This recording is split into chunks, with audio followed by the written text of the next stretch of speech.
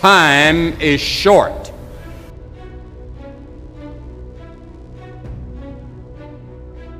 What is your life? It's even a vapor that appeareth for a little time and then vanisheth away.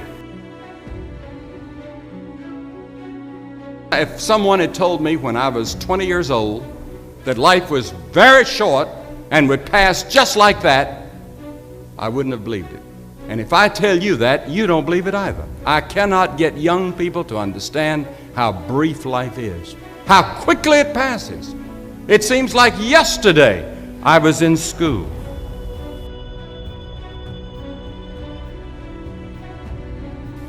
Every one of us here has been given the same amount of time in a day. 1,440 minutes a day, 168 hours per week. The days of our years are 80 years and 10. And if by reason of strength they are 80 years, yet is their strength labor and sorrow, for it is soon cut off, and we are passed away and cut off. 70 years God allows us. And it's interesting to me, with all of our medical science, we've never passed that magic mark. The average American male today lives 70 years and 4 months. The average female, 73 years and 6 months. More people live to be 70, but the average age of an American is still 70 as taught in the scriptures. Now 70 years God allows us. Let's think a moment. What do we do with those 70 years? The first 15 are spent in childhood, and then 20 years we sleep.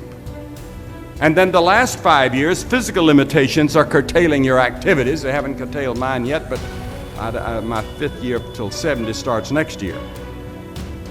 Only 30 years left, and part of that time must be spent in eating meals, working, and figuring out your income tax, things like that.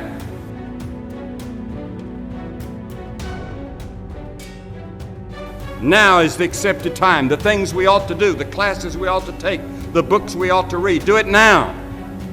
The family that needs you, spend more time now.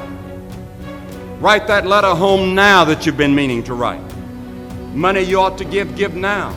Time for study, do it now. People you ought to witness to, do it now. Every time the clock ticks, it seems to say now, today, if you will hear his voice.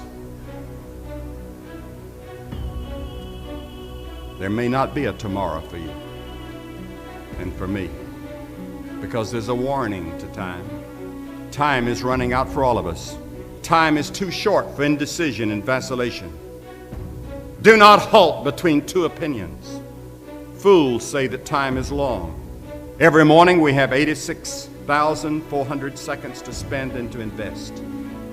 And each day the bank named time opens a new account for you and for me. It allows no balances and no overdrafts. If you fail to use the day's deposits, the loss is yours.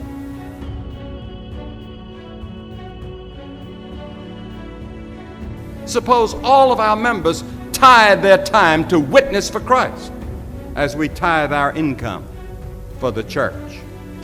Then there's the tyranny of time, and this is one of the problems with me. Time runs me. The schedule that I've tried to keep the last 6 months is the heaviest schedule of my entire life. I don't know how I got into it. I don't know how I ever accepted so many things, but I did. And somebody asked me some time ago at some university or seminary where I was speaking, they said, if you had it to do over again, what would you do? I said, I would study more and speak less. I have let people pull me to every type of thing in the world to speak, and I needed to be on my knees in my study. And I would say to the students, get all the education you can get. If I believe in the second coming of Christ. If I thought that Christ was coming back tomorrow, I wouldn't change one thing if I were you. I'd just study. If that's where God led you and you're in the will of God, study. But while you're studying on the side, study the Word of God for your own soul. Not just for classes, not just for grades.